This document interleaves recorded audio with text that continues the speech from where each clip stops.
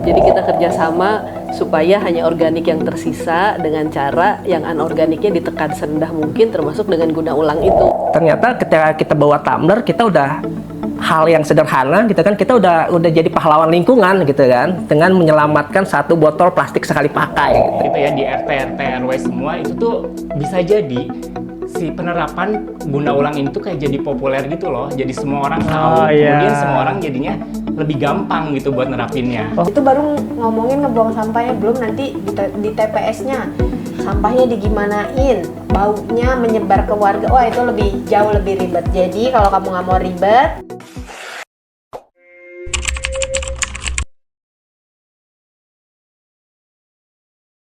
seberapa sering kita mendengar Indonesia darurat sampah? Kalau ngomongin masalah pengelolaan sampah, mungkin kita sudah familiar dengan istilah 3R. Reduce, reuse, dan recycle. Mungkin kamu salah seorang yang lebih familiar dengan istilah recycle. Padahal ada reduce dan reuse terlebih dahulu sebelum recycle, yang keduanya tidak kalah penting. Bersama saya Irfan dan teman saya Rifki, di podcast kali ini kita akan membahas mengenai bagaimana kamu bisa menerapkan reuse atau guna ulang di kehidupan sehari-hari. Nah Ki, gimana nih? Udah siap belum kita ngobrol-ngobrol lagi masalah reuse ini nih? Itu siap banget nih Kak, soalnya saya makin penasaran nih sama reuse ini nih. Oke, sebelum kita ngomongin lebih lanjut masalah reuse, aku pengen nanya dulu nih.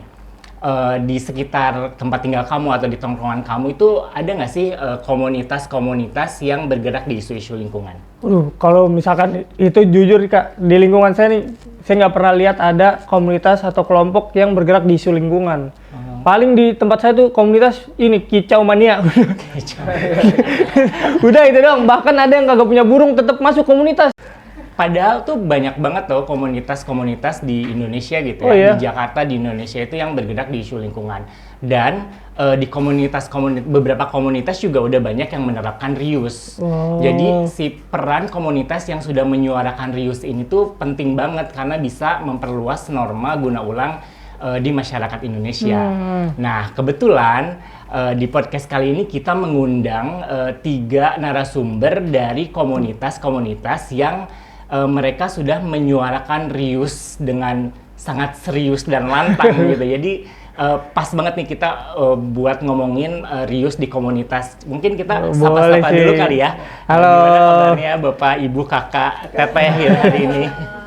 Sebelum kita tanya-tanya lebih lanjut mengenai komunitasnya, pengalamannya kayak gimana, seperti biasa nih, biasanya kan di episode sebelumnya kamu suka lempar berita-berita heboh tentang sampah Indonesia kan ke Sobat Cipaling Rius. Nah, kali ini ada berita apa nih? Ini Kak, semenjak saya jadi co-host di podcast Cipaling Rius ini, Instagram saya tuh isinya kebanyakan sekarang isu-isu soal sampah, bener dah. Algoritma berubah ya? Bener, iya. Apalagi di Twitter tuh, banyak banget Kak, orang-orang yang buang opini-opini sampah. Waduh. Nih ya, berita terakhir April yang saya baca soal TPA Bantar Gebang menjadi penghasil emisi kedua di dunia. Di dunia Kak, bayangin. Emisi metana yang dihasilkan dengan laju emisi 6,3 ton per jam. Ya Allah Kak, lagi-lagi Bantar Gebang. Lagi-lagi Bantar Gebang ya, emang nggak ada matinya Bantar Gebang. Tapi sebenarnya selain Bantar Gebang, akhir-akhir ini tuh ada beberapa TPA-TPA di Indonesia juga yang jadi bahan berita gitu, jadi obrolan.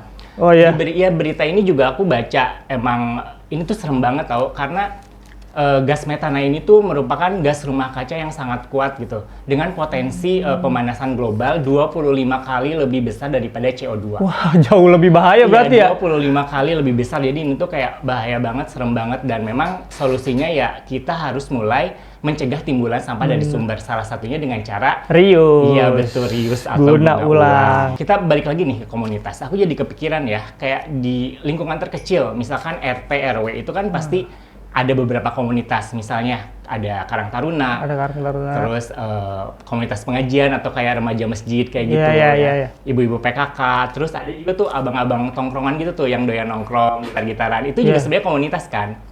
Nah, mereka tuh biasanya kan kayak kerjasama atau kerja bareng tuh dengan semangat gotong royong, karena gotong royong itu tuh merupakan satu identitas Indonesia gitu kan, satu identitas masyarakat Indonesia. Terus aku kebayang nih, kayaknya bisa kalau misalkan guna ulang ini tuh diterapkan secara gotong royong di masyarakat, bener nggak? Di kelompok-kelompok kecil, Iya, di RT, skala kelompok-kelompok RT, paling skala terkecil tongkrongan dulu. gitu bisa ya? Iya betul, bisa. Tapi kayaknya kalau misalkan di lingkungan saya sih agak susah sih Kak. Soalnya kalau kerja bakti nih, bawa bapak datang makan pisang goreng doang. Sama ngambil kopi pulang. Dan tapi kan belum dicoba ya. Nanti bisa dicoba tuh. Tapi bisa Misalkan dicoba. kayak kopinya pakai gelas guna ulang. Bener, ya kan? iya. Pisang gorengnya kayak nggak pakai plastik gitu kan. Nah, sebenarnya tuh kalau misalkan kita coba, itu tuh di lingkungan terkecil gitu ya, di RT, RW semua, itu tuh bisa jadi si penerapan guna ulang ini tuh kayak jadi populer gitu loh. Jadi semua orang tahu, kemudian semua orang jadinya lebih gampang gitu buat nerapinnya. Oh enak nih nggak nimbulin sampah gitu ya? Iya, bener kan. Nah, Mungkin. tepat banget nih. Kita kan mau nanya-nanya soal komunitas nih, Benar. penerapan guna ulang di komunitas. Kita udah ada 3 orang hari ini. Ada Mas Surai dari Guna Ulang Aja. Halo Mas Surai. Kemudian ada Ibu Santi dari Koperasi Kompos. Iya. Dan ya terakhir, ini jauh-jauh datang dari Bandung, ada Teh Siska dari Toko Nol Sampah Bandung. Kak Siska. Nah, udah penasaran kan? Boleh coba langsung tanya-tanya aja, Ki. Halo semuanya kakak-kakak. Ya, Kak Rizky ya, Rifki. Oh, Rifki. Oke, Kak Rifki. Semuanya boleh diperkenalkan kepada penonton si paling ngerius soal komunitasnya, namanya secara singkat aja. Perkenalkan, nama saya Surai, biasa dipanggil Kak Surai. Kak Surai. Kalau di gua itu kita manggilnya semua kakak. Ya, jadi Kak Surai dari komunitas Guna Ulang Aja. Komunitas Guna Ulang. Ya, kita Ada aja deh. markas kita ada di Tangsel, lebih tepatnya di Pila Pamulang Mas. Jadi kita di Pamulang markasnya, di situ kita kumpul, di situ kita diskusi tentang ya tentang rius lah ya. Nanti lebih ini nanti kakak tanya deh ya, gitu ya. Oke, itu aja yang bisa. Oke, saya Santi Syahril. Saya itu dari RW 16 Penggilingan, Cakung, Jakarta Timur tinggalnya. Jadi kami kumpulan tetangga yang kayaknya kalau kita mau ngurangin sampah tuh kita perlu bagi-bagi peran deh gitu, supaya sampah yang kita hasilkan semua itu bisa berkurang. Jadi kita nyebutnya koperasi kompos. Jadi kita kerjasama supaya hanya organik yang tersisa dengan cara yang anorganiknya ditekan serendah mungkin, termasuk dengan guna ulang itu gitu. Menarik. Lanjut deh. Halo teman-teman si paling rius, saya Siska Nirmala dari Toko Nol Sampah, toko kelontong curah di Bandung. Jadi tokonya nyediain kebutuhan sehari-hari, terutama tadi produk-produk yang bisa diguna ulang atau ditukar ulang wadahnya kayak. Tuh kan bener kan? Banyak komunitas tuh. Tadi contohnya dari komunitas terkecil di RT RW itu tetangga tuh kan berkomunitas dan mereka kayak ada inisiatif gitu kan. Nah, aku mau mulai pertanyaan dulu ke Mas Surai kali ya, ke Guna Ulang Aja. Sebenarnya kita udah lumayan sering ketemu ya di acara-acara kayak acara-acara bertema lingkungan gitu. Apa saja sih sebenarnya aktivitas yang dilakukan Guna Ulang Aja ini tuh kayak dalam menyebarkan pesan guna ulang? Ya, Kak Irfan ya, kita sering ketemu. Terakhir di Langsat ya, Taman Langsat. Acara piknik bebas Oh, itu plastik. Jadi komunitas guna ulang itu kita tuh kumpulan kumpulan sebenarnya lebih banyak mahasiswa ya di tempat kita tuh. Jadi tuh yang kita lakukan itu kita lebih fokus ke edukasi, Kak. Kita lebih fokus ke edukasi. Edukasi kita itu yang pertama memang fokusnya di IG. Di Instagram kita ngasih tahu bagaimana cara reuse, bagaimana cara mengurangi sampah, 3R dan lain sebagainya. Dari nol, sekarang alhamdulillah sudah 5.000-an nih kita follower kita gitu kan. Nah, jadi apakah berdampak atau tidak? Ya kalau kalau misalnya dari IG-nya ya kayaknya kita makin banyak peminatnya nih gitu kan. Kayaknya orang makin aware nih sama lingkungan gitu kan. Nah, terus setelah kita itu bikin IG, akhirnya mungkin sekolah lihat kita, kampus lihat kita akhirnya diundang tuh, Kak. Kita diundang ke sekolah mereka, mereka juga pengen tahu gitu kan, apa itu sih guna ulang gitu kan. Mereka selama ini kan taunya daur ulang, karena ketika kita tanya, yang mereka tahu tuh daur ulang gitu loh, bukan guna ulang gitu. Oh, itu apa? Akhirnya ya kita jelaskan lah ya, kita ke TK, kita ke SD, kita SMP, kita ke kampus-kampus. Itu dapat undangan tuh, Kak, setelah kita instan di IG itu gitu. Gitu, Kak. Iya. Dan ya kalau misalkan aku ketemu sama Guna Ulang Aja ini tuh pasukannya tuh kayak anak-anak muda semua ya. Oh iya. Iya kan? Nah, aku pengen tahu nih, gimana sih cara komunitas Guna Ulang ini menyebarluaskan praktik Rius ini kayak khususnya tuh kepada anak-anak muda gitu. Kayak ada cara-cara khusus misalnya nggak? Atau ada apa gitu praktik-praktik khusus? Ya kontennya memang anak muda banget gitu ya. Maksudnya mahasiswa gitu kan. Jadi awalnya memang pembina kita itu memang dosen. Ya, ada dosen di kampus, dia ngajak nih murid mahasiswanya yuk gitu kan. Direkrut nih awalnya dari situ dulu gitu kan. Dari situ diajakin, yuk kita gabung nih di komunitas ini gitu kan. Karena mungkin mereka anak-anak muda gitu kan. Mereka tahu tuh apa yang mereka inginkan gitu kan. Mereka tahu nih harusnya bagaimana gitu kan, yang enak bagaimana. Nah itulah akhirnya dari situ, dari konten-konten itu kayaknya memang gue banget gitu kan, anak-anak muda gitu kan. Oh ya udah, mungkin followernya terus berkembang terus gitu aja kan. Oke, berarti pesan-pesan yang selama ini disusun untuk mengkomunikasikan Guna Ulang itu tuh disusunnya oleh anak-anak muda gitu ya. Berarti ada formula khusus kah gitu, misalnya kayak ada harus riset dulu ngelihat apa sih tren sekarang lagi apa di anak muda atau di sosial media kayak gitu. Ada formula khusus? Kalau bingung juga ya kalau formula khusus. Jadi kita tuh misalnya kita lagi kumpul, misalnya gimana ya, maksudnya mereka ngobrol nih katanya gini. Gimana caranya biar orang tuh bawa tumbler gitu kan, si A ngomong nih ya kan, kayaknya gini-gini deh, gini. Oh, udah ketemu tuh kan kita, oh ya udah kita pakai yang ide yang ini aja gitu. Jadi kita tuh ngeluarin ide aja tuh Kak. Jadi ketika ide kita di markas, bagaimana cara biar orang tuh pakai tumbler nih gitu kan, biar nggak ngerasa berat gitu kan. Ya udah dibikin se-fun mungkin gitu kan. Jadi ternyata tumbler itu ketika kita bawa tumbler, kita udah hal yang sederhana gitu kan, kita udah jadi pahlawan lingkungan gitu kan, dengan menyelamatkan satu botol plastik sekali pakai gitu. Berarti kata kuncinya itu dibikin fun ya. Tapi tadi saya penasaran juga sih, sempat edukasi ke TK-TK. Iya Kak, itu gimana tantangannya edukasi ke TK-TK ke anak-anak kecil? Apa emang ngincer ke ibu-ibunya sebenarnya? Jadi yang di TK, jadi yang paling menarik justru di TK ya, karena kita pakai slide gitu ya. Gitu kan, ya kan, pakai proyektor gitu kan. Itu yang ada di sana bukan gambar, tapi tangan atau kepala mereka.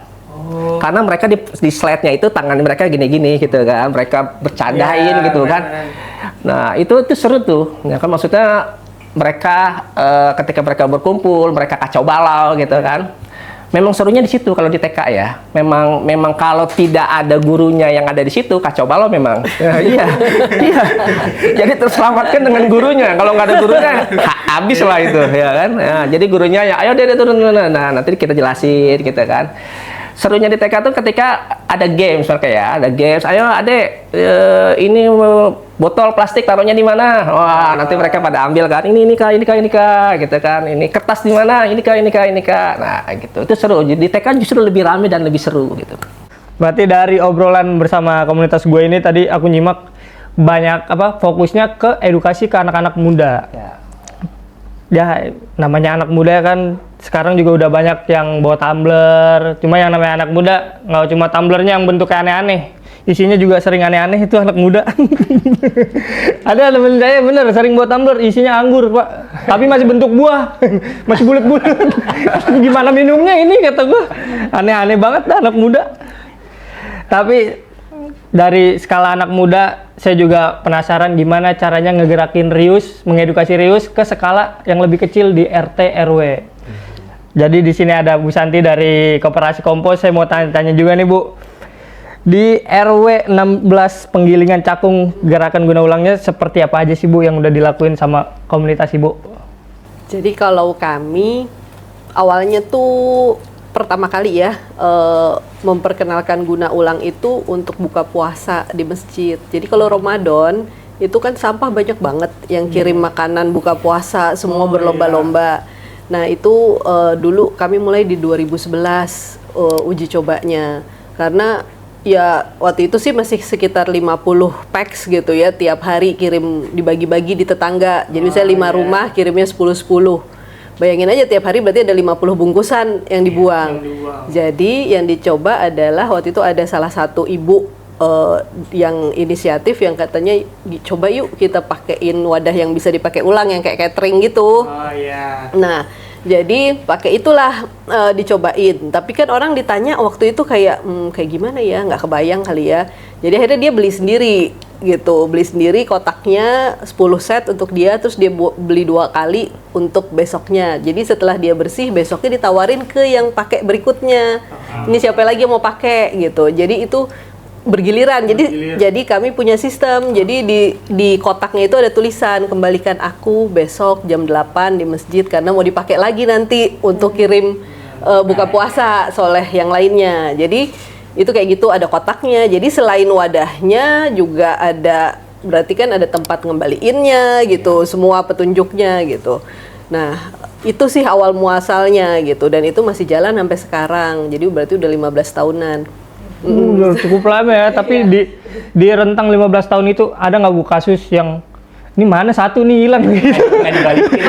Kalau kayak gitu sih udah pasti, pasti. Tapi kan kita tahu kalau misalnya kayak gitu, berarti kalau dia nggak balik akan ada yang pakai itu untuk guna ulang dia di rumah berikutnya. Jadi ya anggap iya gitu. Jadi pasti ada tiap kali di Ramadan berikutnya akan berkurang gitu. Tapi kita nggak fokus di situnya, justru kan itu caranya orang jadi tahu oh guna ulang tuh yang kayak begini. Baru setelah itu bisa masuk di tempat-tempat lain, misalnya di arisan, jadi nggak dipakai lagi, kita pakai yang guna ulang gitu. Nah terus kalau misalkan di arisan-arisan gitu, kalau ibu-ibu ngumpul gitu, kan ibu pasti nge-edukasi ibu-ibu yang lain. Tuh antusias yang lain gimana Bu nanggepin guna ulang ini? Nah, kalau kami pendekatannya tuh langsung praktek. Jadi maksudnya kasih pengalaman. Dikasih pengalaman tuh artinya siapa yang tuan rumah yang biasanya mulai dari yang penggeraknya tuh inovatornya, yang buat trennya berarti kan yang dia udah paham gitu ya tentang guna ulang ini, tentang pengurangan sampah gitu ya. Jadi pas dia dapat arisan di rumahnya, berarti dalam kontrol dia nggak sediain, biasanya kan setelah arisan selesai orang pada bungkus-bungkus kan, pakai operasi plastik kan, pasti kan bungkus tuh plastik gula disediain kan. Nah kalau ini enggak, jadi dia nggak sediain, dia sediain bekas kue lebaran tahun lalu ada kosongnya, pokoknya yang bekas-bekas itu dikumpulin, terus nih nggak ada plastik ya gitu, bisa dipakai yang ini gitu. Dan lama-lama, tapi kalau arisan udah bisa, sekarang udah tahu bahwa bawa kotak kosong ya dari rumah gitu. Kalau ada lebih bisa dibungkus. Udah jadi habit. Kalau sekarang udah 10 tahun lebih gini udah jadi habit gitu. Terus Ibu, dari semua selama 15 tahun itu yang udah Ibu lakuin nih, kira-kira udah mencegah berapa banyak sampah? Nah, kalau yang seperti tadi kan sebenarnya kami tuh baru mulai hitung sekitar 3 tahun belakangan. Karena setelah kami punya koperasi kompos. Jadi semenjak 2021 kan kami punya koperasi kompos. Lalu kami punya inisiatif belanja kolektif namanya gitu. Nah, belanja kolektif ini artinya kita itu udah PO dulu. Di Senin, nanti Kamis tuh akan datang barangnya. Itu baru bisa kehitung. Jadi kami mulai di 2023 itu sekitar 300 kemasan yang bisa kami cegah. Lalu di 2024 itu sekitar 1000 sekian lah, 1000 lebih dikit, 1050 gitu. Ada sih semua di IG-nya pkk.rw16 karena kami basisnya memang data. Jadi semua data kami buat transparan biar orang paham bahwa apa yang dilakukannya itu berkontribusi terhadap pengurangan. Jadi kayak di 2025 itu sekitar 2000 sekian kemasan lah gitu. Itu bisa dihitung karena dari belanja kolektif itu kan ada order yang dicatat ya gitu. Nah, kalau tentang kotak makan tadi udah 2 tahun ini 2024-2025 kami juga punya sistem pencatatan yang lebih rapi sehingga kami tahu misalnya di tahun 2024 tuh sekitar 37% dari orang yang kirim makanan ke masjid dia pakai kotak guna ulang itu. Lalu nanti yang tahun 2025 ini 42% yang pakai kotak guna ulang. Nanti kalau yang nggak pakai itu baru sampahnya dipilah. Jadi yang pertama tuh ya guna ulang dulu gitu, baru abis itu dipilah sampah. Nah, ketika dipilah sampah itu juga dihitung. Jadi misalnya kayak tahun 2024 dalam sebulan untuk buka puasa tadi makan-makan kirim itu ya, itu yang akhirnya jadi residu tuh hanya 6 kilo dari sebulan ya. Dan tahun ini tuh 12 kilo dari sebulan gitu. Karena semua udah benar-benar diatur supaya nggak bisa supaya jangan jadi kebuang gitu. Menarik banget sih karena nih buat RT RW di sekitar rumah saya nih, yang kebetulan bapak saya RT-nya. Ya, soalnya di lingkungan terdekat itu sebenarnya paling mungkin untuk kerjasama gitu, atau mungkin di kantor gitu yang tiap hari ketemu gitu. Skala ini kan lebih kecil ya Bu ya, jadi kayak monitoringnya mungkin akan sebenarnya sih enggak juga dalam artian kecil dalam ini ya, malah kayak lepasan banget gitu. Kantor mungkin malah punya instruksi yang bisa lebih kuat sebenarnya.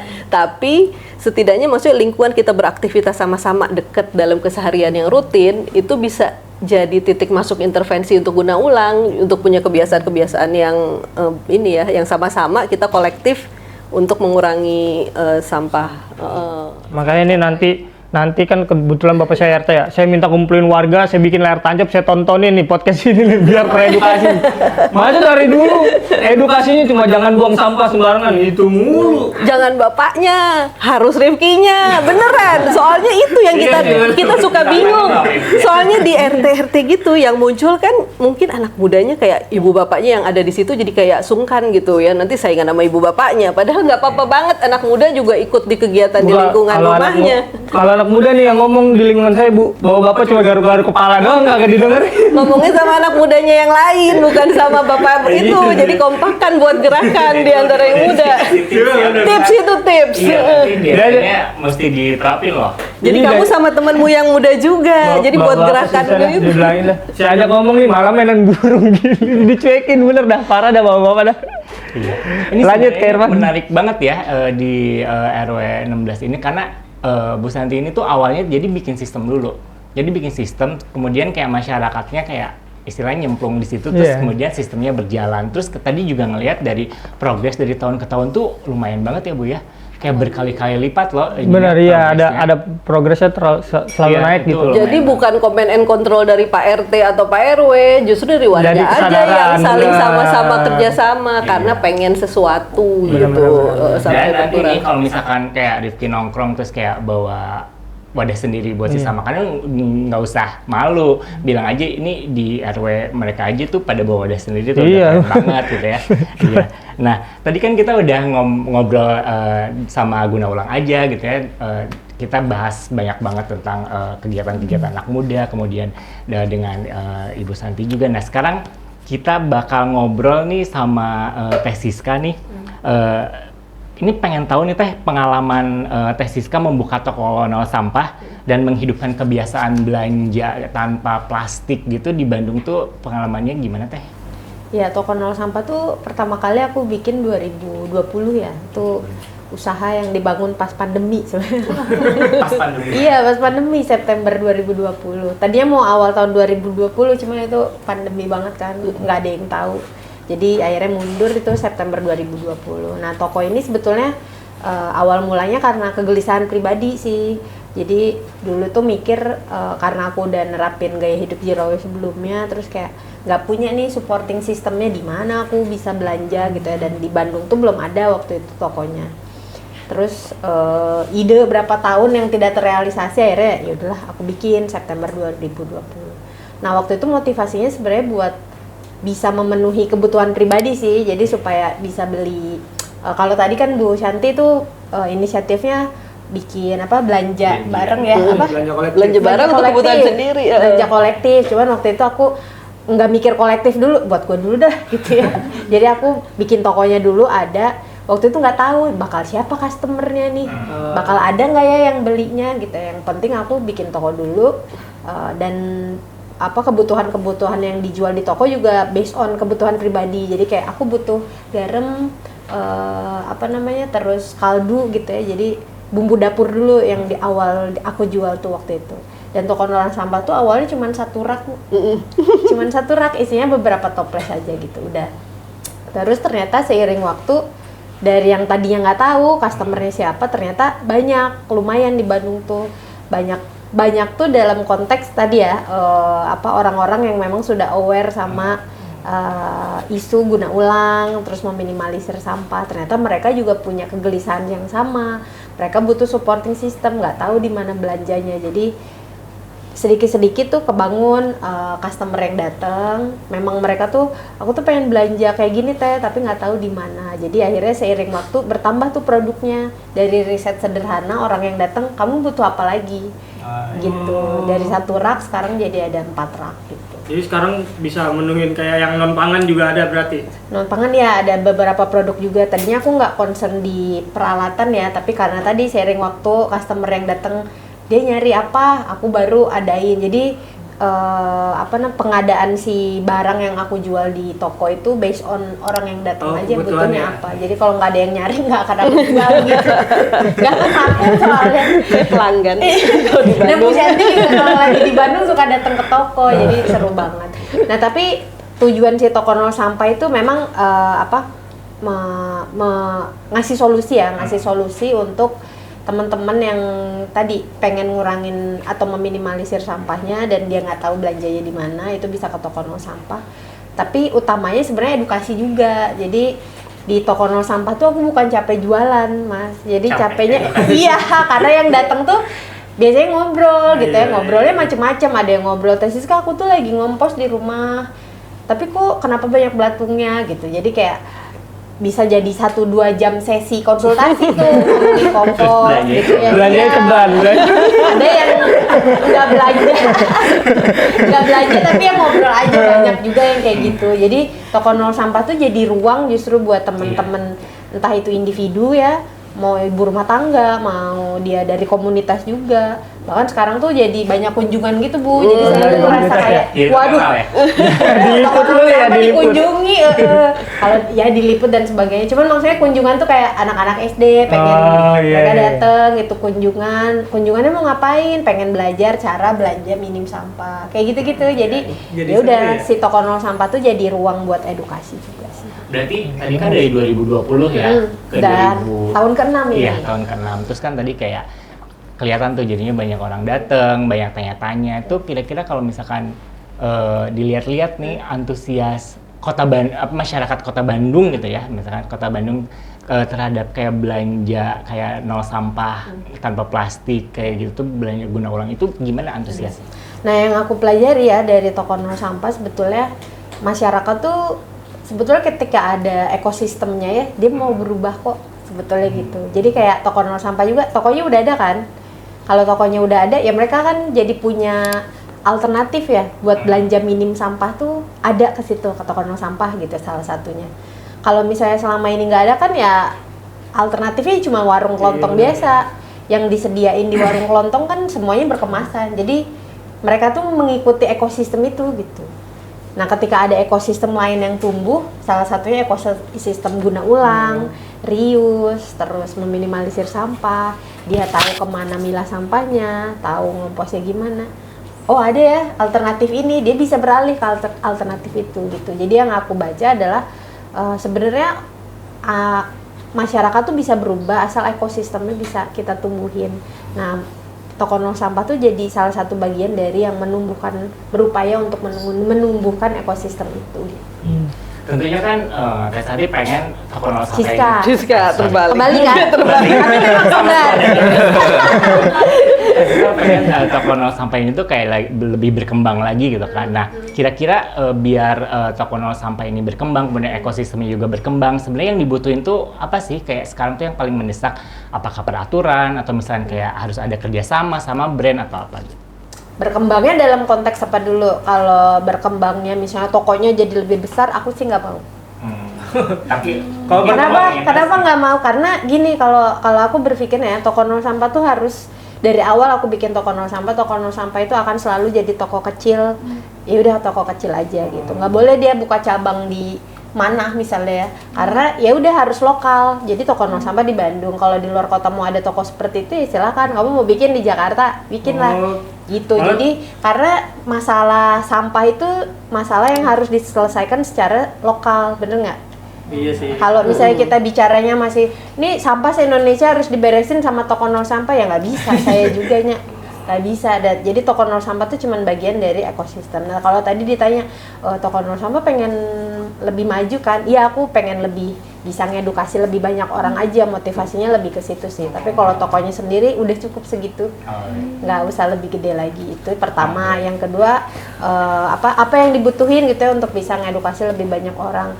Sebenarnya kayak tadi toko nol sampah masuk ke lebih banyak pintu gitu ya, maksudnya gimana. Jadi kalau selama ini orang mikirnya toko nol sampah tuh toko jualan gitu ya, tapi ya tadi kita ngedukasi. Kadang kita bikin workshop di toko, kadang workshopnya juga random ya, nggak selalu tentang ngomongin sampah, tapi workshop misalnya kayak kemarin baru nih bikin zin. Anak muda banget kan, bikin zin seru tuh, tapi zinnya dari barang-barang yang recycle gitu. Jadi si edukasi tentang recycling dan itunya tuh dimasukin lewat pintu masuk yang beda-beda gitu. Terus kalau sekarang kan toko nol sampah kebetulan ada di 2 titik ya di Bandung tuh, di Jalan Bima di Pajajaran sama di Dagor di Raden Patah. Nah kalau yang di Bima ini sebenarnya lebih ke warehouse aja sebetulnya, tempat aku nyimpen si barang-barang, tapi juga si toko nol sampah yang di Bima ini dia punya peran lebih untuk ngedukasi yang warga sekitaran situ gitu. Kalau yang di Dago ini dia lebih, memang jadinya lebih banyak anak muda yang ke situ ya, karena ada kedainya. Nah kalau yang di Bima ini dia lebih ngebantu edukasi untuk warga sekitar. Salah satunya tuh kita juga punya program kompos komunal Bu. Jadi salah satunya adalah warga situ tuh boleh ikut ngebuang sampah organiknya ke kita kalau misalnya mereka nggak bisa ngolah itu gitu. Jadi di luar jualan produknya kita juga nawarin tadi ekosistem buat yuk ngolah sampah juga gitu. Karena warga sekitar tuh pendekatannya agak susah ya kalau misalnya ngomongin ini produknya lebih ramah lingkungan gitu, nggak bisa karena saya mah mending beli yang saset gitu ya, di warung lebih murah. Nah kalau kita pintu masuknya dari situ kan agak susah, tapi kalau kita pintu masuknya ngasih solusi tadi, ibu di rumah sampahnya udah diolah belum? Oh belum, pusing lah. Nah ada solusinya ini, ibu mau nggak? Oh mau gitu. Jadi gitulah. Kalau toko nol sampah lebih mengembangkan dirinya lebih ke tadi aja, bisa lebih banyak bermanfaat aja buat orang edukasi. Ini ya yang keren banget nih dari Mbak Siska, dia tuh, tadi kan sempat bilang dia kayak concern banget guna ulang, terus dia kayak di Bandung susah nyari support system ya, dia bikin sendiri, support systemnya, kemudian jadi banyak orang yang ternyata punya keresahan yang sama sama Mbak Siska, jadi ikut di situ, kemudian jadi komunitasnya ada, ekosistemnya ada gitu, jadi berjalan gitu. Jadi ini mungkin patut dicoba ya untuk apalagi di Jakarta kan, iya.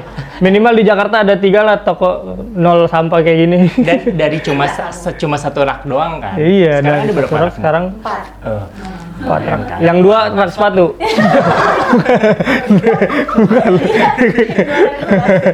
Oke, kita udah ngobrol-ngobrol seru nih ya sama 3 narasumber ini. Kayak kita mau games tipis-tipis dulu nih. Boleh Kak, kita ada games kebetulan nih kakak nih. Siap. Nama gamesnya adalah Mitos dan Fakta. Boleh diambil nih. Dua-dua pegang masing-masing. Oke, nanti aku atau Kak Irfan ngajuin pertanyaan ke masing-masing, nanti tinggal diangkat itu mitos atau fakta. Oke, dari saya untuk komunitas guna ulang aja. Kak Surai, kata orang generasi muda terutama Gen Z nggak begitu antusias untuk belajar tentang guna ulang dan menerapkannya. Itu mitos atau fakta? Gen Z kurang begitu tadi, maaf. Panjang Generasi muda terutama Gen Z nggak begitu antusias untuk belajar tentang reuse dan menerapkannya. Mitos atau fakta? Mitos fakta ya. Ini menarik sih, saya mitos deh. Mitos. Boleh dijelasin alasannya kenapa? Ya, karena faktanya kalau di gua itu yang kita alami ya. Jadi setelah kita ke kampus-kampus, mereka tuh udah mulai bawa tumbler nih teman-teman ya. Kalau buat gua kita simpel aja. Jadi untuk menjadi seorang pahlawan lingkungan kita tidak harus menjadi besar atau bagaimana ya. Kita hanya cukup bawa tumbler. Kalau buat gua nih, kita bawa tumbler 1 aja itu kita udah nyelamatin lingkungan. Dan teman-teman di kampus tuh di SD bahkan ya, SD di TK itu mereka sudah mulai terbiasa membuat tumbler. Iya sih. Sekarang juga kelihatannya semua orang kayak buat tumbler nih. Lanjut ke Kak Irfan. Oke, ini buat Ibu Santi ya. Pertanyaannya, tanpa adanya aturan dan dukungan dari RT RW, untuk mendorong guna ulang, warga akan kurang antusias untuk ikut melakukan gerakan guna ulang. Kira-kira itu mitos atau fakta? Mitos kalau menurut saya. Ada? Karena sebenarnya kalau saya lihat tiap orang itu sebenarnya punya potensi untuk bisa buat perubahan yang diinginkan. Terus kayak kemampuan berinteraksi, komunikasi sama yang lain, ngajak bareng-bareng bergerak, itu juga bisa gitu dilakukan. Jadi menurut saya kesian juga, nggak usah kita bergantung segala macam sama RT RW. Mereka udah berperan banyak juga gitu. Tapi untuk segala hal kita menggantungkan diri ke RT RW kayaknya terlalu berlebihan deh gitu. Jangan nunggu ya, Bu ya? Iya, jangan nunggu. Dan bahkan mungkin menawarkan setelah, kadang kan banyak hal yang kalau udah terjadi terlihat baru orang paham itu apa. Kan nggak juga semua RT RW itu paham sampai detail. Tiap orang kan punya variasi pemahaman. Jadi bukan berarti nggak dukung kadang-kadang, tapi belum punya imajinasinya aja. Belum terbayang. Jadi ya kalau misalnya punya ide ya coba kerjain aja kalau saya. Oke, siap. Untuk toko nol sampah, kata orang belanja di toko curah atau bulk store itu mahal dan ribet karena harus bawa wadah sendiri. Itu mitos atau fakta? Mitos, tentu saja mitos. Karena orang nganggap belanja tuh ribet ya bawa wadah. Lebih ribet mana sama ngurusin sampah? Ayo, menurut kamu lebih ribet mana? Ribet ngurusin sampah. Lebih ribet ngurusin sampah, betul. Aku tuh pernah ngobrol sama tukang sampah ya yang ada di wilayah tuh. Kasian loh dia tuh. Kita kan cuman tahu buang sampah nanti dia angkut ya. Kalau dia enggak, dari ngangkut dia harus mikirin itu dikemanain. Apalagi kalau di Bandung itu dibatasin pengangkutan sampah tuh sekarang cuma seminggu sekali. Oh iya. Ya, dan yang mikirin buang sampahnya bukan yang warga yang buang kan, tukang sampahnya. Dia tuh bahkan sampai harus mikirin tuh jadwal ngangkut jam berapa. Terus kalau nggak ada jadwal ngangkut di minggu itu dia harus ikut istilahnya tuh ngebuang ke kelurahan lain atau ke RW lain yang masih ada kuota gitu. Jadi itu lebih ribet lagi. Itu baru ngomongin ngebuang sampahnya, belum nanti di TPS-nya sampahnya digimanain, baunya menyebar ke warga. Wah, itu jauh lebih ribet. Jadi kalau kamu nggak mau ribet, Mending bawa wadah sekalian. bawa wadah. Mending bawa wadah udah. Jadi sampahnya dicegah dari awal. Betul. Iya. Nah, kita kan tadi udah ngobrol-ngobrol, udah main games tipis-tipis gitu kan. Nah, ini aku ada pertanyaan, mungkin pertanyaan penutup kali ya. Untuk Ya. tiga-tiganya? Buat tiga-tiganya ya. Pengen tahu nih, udah kan perjalanannya dari masing-masing komunitas sudah cukup panjang ya. Sebenarnya itu tantangan apa sih yang dirasakan, yang dirasakan mungkin cukup sulit dan akan terus dicoba untuk menyelesaikan tantangan itu gitu, untuk mengkampanyekan gerakan guna ulang. Coba dulu. Boleh Boleh. siapa dulu? Oke. Gua dulu ya. Kalau dari komunitas gua tuh, kita tuh kepinginnya ya. Jadi setiap kita ke kampus-kampus, kita kan ngajakin teman-teman tuh buat bawa tumbler, ya kan? Terus mereka bilangnya, iya Kak, kalau misalnya kita bawa tumbler, nanti habis. Kita ngisinya bagaimana? Itu tuh. Jadi sebetulnya itu maka itu lebih ke atas lagi kalau buat saya ya. Maka itu adalah pemerintah menyediakanlah itu kan stasiun-stasiun buat ngisi ininya kan, buat tumbler. Karena ternyata anak muda nih, kita tuh udah bawa tumbler loh gitu kan. Tapi nanti ngisinya gimana lagi nih gitu kan. Ada sih, cuman belum banyak ya di stasiun-stasiun kereta api itu sudah mulai ada ya kan buat isi tumbler. Cuman kan di tempat-tempat lain belum banyak gitu kan. Nah, ini buat pemerintah kita nih gitu kan. Anak-anak muda udah mau nih bawa tumbler. Ayo dong bikin stasiunnya gitu. Itu aja sih dari kita. Ya. Boleh selanjutnya. Kalau saya ya untuk si guna ulang ini yang kami belakangan ini terasa nih, produsennya, kita kan punya belanja kolektif ya. Terus kayaknya produsennya ini belakangan nih lagi pada kesulitan gitu. Kesian juga sih, kita berharap mereka bisa sustain. Maksudnya kami juga dengan belanja kolektif itu maksudnya kita bisa jadi hub yang membantu distribusi produk-produk guna ulang. Karena kan guna ulang itu ada proses mengembalikan wadah kayak gitu ya. Nah, ya kita berharap sih makin banyak produsen yang dia mengubah cara kemasannya gitu sehingga itu guna ulang gitu. Boleh. Ya kalau dari toko nol sampah mungkin tadi agak nyambung sama Bu Shanti ya, karena di toko nol sampah itu kan aku menjual produk-produk dari beberapa teman-teman supplier UMKM kecil ya. Kadang mereka juga kendala gitu, kendalanya macam-macam lah. Tapi salah satunya harus ada support sih dari pemerintah untuk secara regulasi ya, untuk produk-produk yang terutama guna ulang itu dia bisa didukung gitu supaya nggak ribet lah istilahnya gitu ya gitu. Terus juga secara regulasi untuk toko-toko seperti toko nol sampah yang ngejual produk secara curah misalnya, karena